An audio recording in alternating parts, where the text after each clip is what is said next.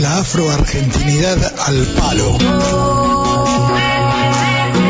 Los esclavos negros fueron omnipresentes en todas las ciudades coloniales, todavía más que en la de Buenos Aires. Contra lo que habitualmente se cree, en la ciudad puerto, su número nunca alcanzó la proporción que tuvo en el interior. El censo de 1778 proporciona datos sobre la composición étnica de la población del territorio. En las cabeceras jurisdiccionales, el predominio africano era absoluto. En Córdoba representaba el 58% de la población, en Catamarca el 74%, en Santiago del Estero el 72%, en Salta el 48%, en Tucumán el 44%, en Jujuy el 63% y en Buenos Aires el 30%.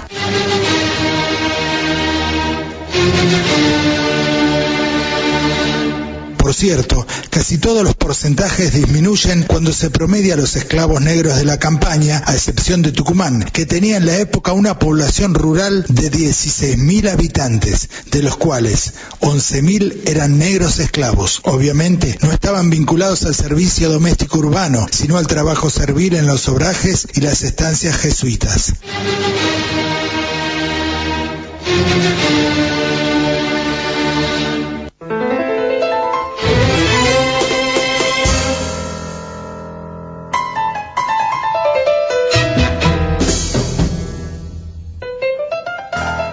Los grupos étnicos que en la colonia se llamaban castas eran descendientes de indígenas, negros, mestizos y mulatos divididos según las cruzas y mezclas de población. Por fuera de lo que se definían como blancos, el territorio controlado por el virreinato contabilizaba, ya en 1778, más negros y mestizos que sobrevivientes de los pueblos originarios. Ya en 1778, más negros y mestizos que sobrevivientes de los pueblos originarios.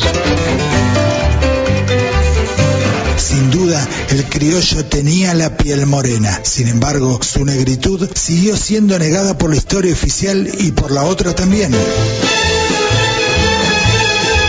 Las primeras generaciones posteriores a la independencia fueron camuflando en los censos a los pardos y morenos como trigueños, hasta transformarlos en criollos a secas, sin identificación étnica alguna. Esta suerte de argentinización y de paso blanqueo se completó después de 1880. Paradójicamente, durante el siglo XX, cuando los movimientos populares quisieron reconocer las raíces de aquel pasado borrado, ensalzaron al cabecita negra como un arquetipo de la cruza del vencedor blanco con el indígena vencido. Pero la exclusión continuó, porque el parte de guerra omitía hablar del decisivo aporte de la población negra. Nadie quiso averiguar y los censos, desde 1895, omitieron preguntar.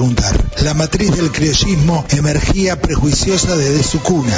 El gaucho despreciaba al negro en la canción popular y, sin embargo, en las montoneras el componente moreno fue fundamental. No podía ser de otra manera, dado su predominio demográfico en el norte del país. Baste ver las pocas fotografías que retratan las huestes del Chacho Peñalosa, por ejemplo, para confirmar con la mirada lo que dice la estadística.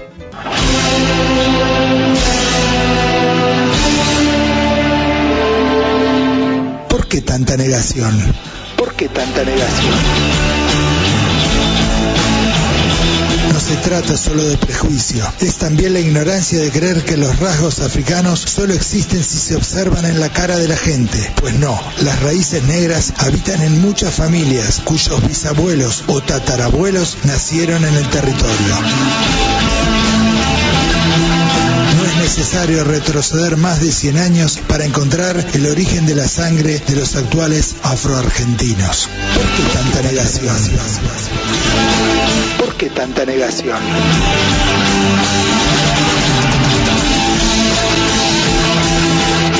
Emma Cibotti, historias mínimas de nuestra historia. La afroargentinidad al palo.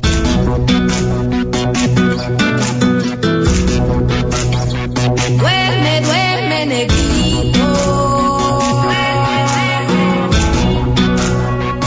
que tu mamá está en el campo, negrito.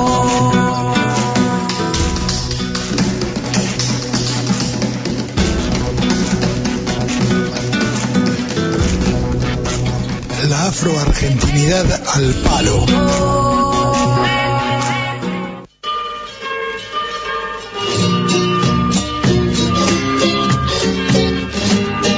La resurrección de la esclavitud greco-romana en el Nuevo Mundo tuvo propiedades milagrosas. Multiplicó las naves, las fábricas, los ferrocarriles y los bancos de países que no estaban en el origen ni, con excepción de los Estados Unidos, tampoco en el destino de los esclavos que cruzaban el Atlántico. Entre los albores del siglo XVI y la agonía del siglo XIX, varios millones de africanos, no se sabe cuántos, atravesaron el océano. Se sabe, sí, que fueron muchos más que los inmigrantes blancos provenientes de Europa, aunque, claro está, muchos menos sobrevivieron. No cambiaré porque no. Del Potomac al Río de la Plata, los esclavos edificaron las casas de sus amos, talaron los bosques, cortaron y molieron las cañas de azúcar, plantaron algodón, cacao, café, tabaco y rastrearon las cauces en busca de oro. ¿A cuántos Hiroshimas equivalieron sus exterminios sucesivos? ¿A cuántos Hiroshimas equivalieron sus exterminios sucesivos? Como decía un plantador inglés de Jamaica, a los negros es más fácil comprarlos que criarlos. Caio Prado calcula que hasta principios del siglo XIX habían llegado a Brasil entre 5 y 6 millones de africanos. Para entonces ya Cuba era un mercado de esclavos tan grande como lo había sido antes todo el hemisferio occidental. Allá, por 1562, el capitán John Hawkins había arrancado 300 negros de contrabando de la Guinea portuguesa. La reina Isabel se puso furiosa. Esta aventura, sentenció, clama venganza del cielo. Pero Hawkins le contó que en el Caribe había obtenido, a cambio de los esclavos, un cargamento de azúcar, pieles, perlas y jengibre. La reina perdonó al pirata y se convirtió en su socia comercial. Eduardo Galeano, las venas abiertas de América Latina.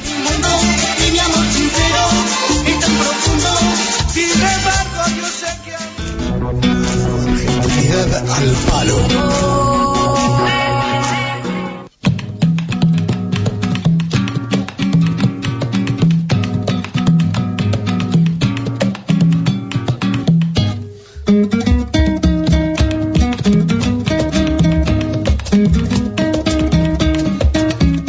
Sabed que la Asamblea Soberana General Constituyente se ha servido expedir el decreto del tenor siguiente: siendo tan deshonroso como ultrajante a la humanidad el que en los mismos pueblos que con tanto tesón y esfuerzo caminan hacia su libertad permanezcan por más tiempo en la esclavitud los niños que nacen en todo el territorio de las Provincias Unidas del Río de la Plata sean considerados y tenidos por libres todos los que en dicho territorio hubiesen nacido desde el 31 de enero de 1813, inclusive en adelante, día consagrado a la libertad por la feliz instalación de la Asamblea General, bajo las reglas y disposiciones que al efecto decretará la Asamblea General Constituyente, decretaba el 5 de febrero de 1813 el Supremo Poder Ejecutivo Provisional de las Provincias Unidas del Río de la Plata. Se terminaba la esclavitud, pero no la discriminación. Muchos de los esclavos liberados tuvieron que volver a sus antiguas vidas por no conocer otra, por no tener herramientas ni acceso a un puesto de trabajo. Anunciada con bombos y platillos, esta ley, según señala el investigador Lyman Johnson, no fue más que un recurso legal para disponer de los esclavos débiles, enfermos o lisiados que constituían una carga económica para sus amos. Los archivos del Cabildo confirman que esto fue tan frecuente que se hizo necesario prohibir el abandono de los esclavos heridos en las calles de la ciudad. Ya había esclavos liberados antes de 1813, algunos por participar de la defensa de la ciudad durante las invasiones inglesas en 1806 y 1807. En esa ocasión formaron parte del cuerpo de indios, pardos y morenos. Otros habían logrado reunir los 200 pesos para pagar su libertad, gracias a que las familias de esclavos, al sumar sus recursos, permitieron acelerar el proceso de acumulación y desempeñaron un papel esencial en el proceso de manumisión, argumenta Johnson. Pese a esto, debe remarcarse que solo los mulatos tenían mayores probabilidades que los negros de obtener su libertad en forma gratuita, según señala el historiador Hoetnik, dado que los mulatos y en particular los de piel más clara se asemejaban al tipo físico del grupo social racial predominante, eran considerados como una amenaza menor a la permanencia del orden social y por ende los principales beneficiarios de las concesiones de los blancos. Pero los mulatos representaban en 1810 mucho menos del 50% de la población de esclavos. El anuncio de la libertad de vientres no terminó con el racismo. En los tiempos de formación del país se ejerció desde los gobernantes una suerte de eurocentrismo ligado a las ideas de raza y de cultura que se tomaron prestadas de las naciones dominantes de la época. Así lo testimonia otra frase de Sarmiento. Llego feliz a esta Cámara de Diputados donde no hay gauchos, ni negros ni pobres. Somos la gente decente, es decir, patriota. Ni negros ni pobres, somos la gente decente, es decir, patriota. Es decir, patriota.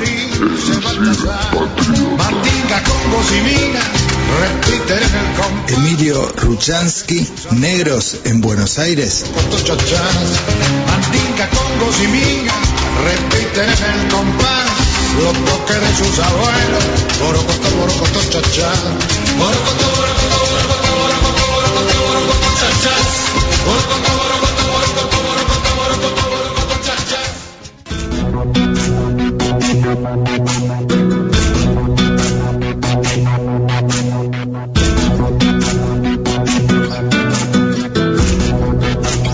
La afroargentinidad al palo. Mazamorra caliente para las viejas sin dientes.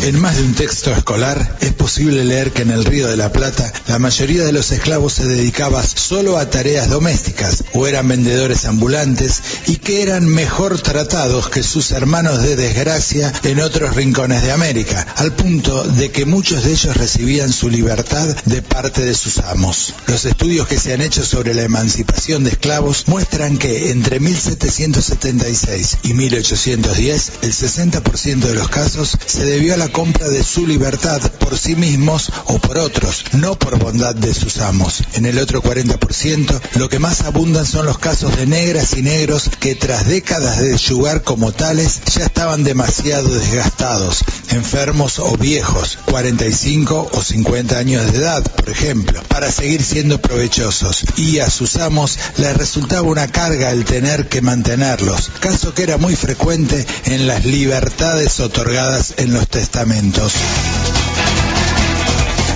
Mazamorra caliente para las viejas sin dientes. Las tareas domésticas incluían no solo cocinar, limpiar y ordenar, sino que eran parte del sistema de producción de bienes de consumo en una sociedad anterior al desarrollo de la industria. Confeccionar ropa, atender la huerta, preparar conservas, entre una gran variedad de actividades. Eso sin contar que en muchas de estas economías domésticas el esclavo era un proveedor fundamental de ingresos, como veremos a continuación. Uno de los datos que saltan a la vista, pero a los que pocas veces se le presta la atención suficiente, es que hasta bien entrado el siglo XIX, gran parte de la actividad artesanal y del comercio ambulante en ciudades como Buenos Aires era realizado por población de origen africano. Aunque había libertos entre ellos, muchos seguían siendo esclavos.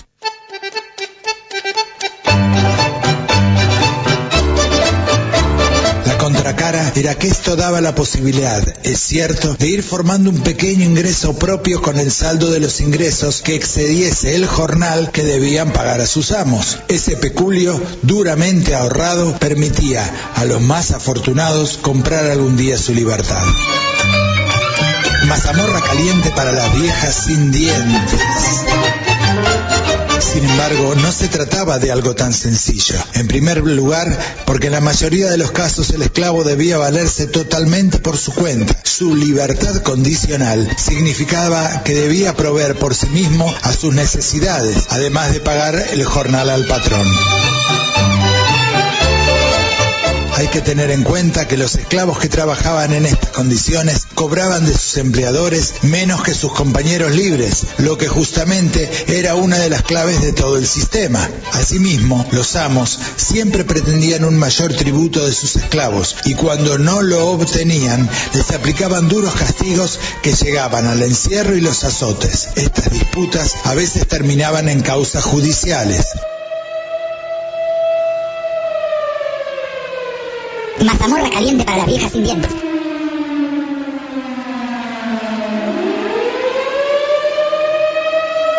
El caso más dramático es quizás el que nos suele vender más teñido de rosa en las celebraciones escolares, el de las mazamorreras y las vendedoras de empanadas. El que nos suele vender más teñido de rosa, el que nos suele vender más teñido de rosa, el que nos suele vender más teñido de rosa. Es habitual que con algún pregón gracioso como el mazamorra caliente para las viejas sin dientes, se nos pinte a estas vendedoras ambulantes como morenas o pardas, felices y dicharacheras, formando parte de ese cuadro costumbrista que nos muestran como las plazas y mercados de entonces.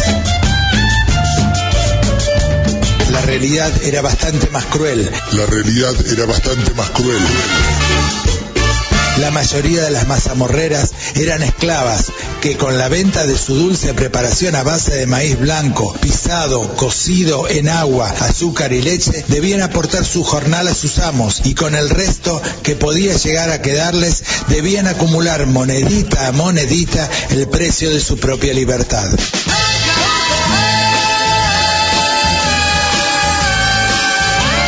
La realidad era bastante más cruel. Ahora bien, el precio de un esclavo sano en la Buenos Aires de 1810 no bajaba de los 250 pesos fuertes, mientras que una porción de mazamorra vendida en la calle rondaba la módica cifra de un cuartillo, unos 0,03 pesos. Deducidos los jornales del amo, los costos de producir la mazamorra y su propia manutención, una esclava debía vender decenas de miles de porciones a lo largo de muchísimos años para alcanzar la meta de ser libre. Que la libertad con fijador. La realidad era bastante más cruel.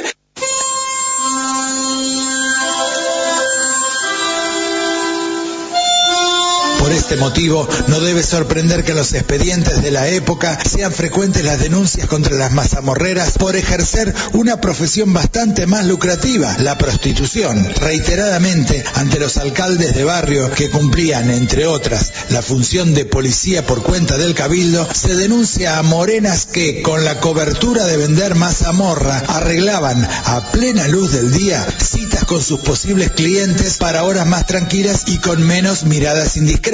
El pequeño cementerio que funcionaba junto al convento de Santo Domingo en Buenos Aires hasta 1820 era un lugar habitual de esos encuentros nocturnos. La doble moral que condenaba a las mazamorreras a prostituirse y luego las denunciaba por impúdicas también nos ha oscurecido el significado de su tan famoso pregón. Daba la casualidad que muchas de ellas eran viudas, por lo que la referencia a las viejas sin dientes en más de un caso era una alusión personal.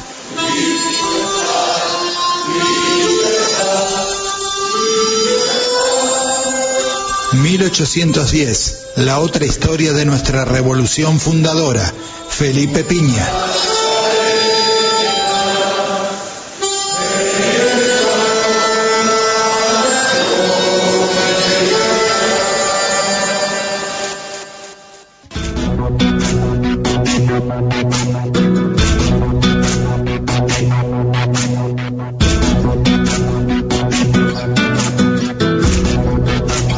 La afroargentinidad al palo.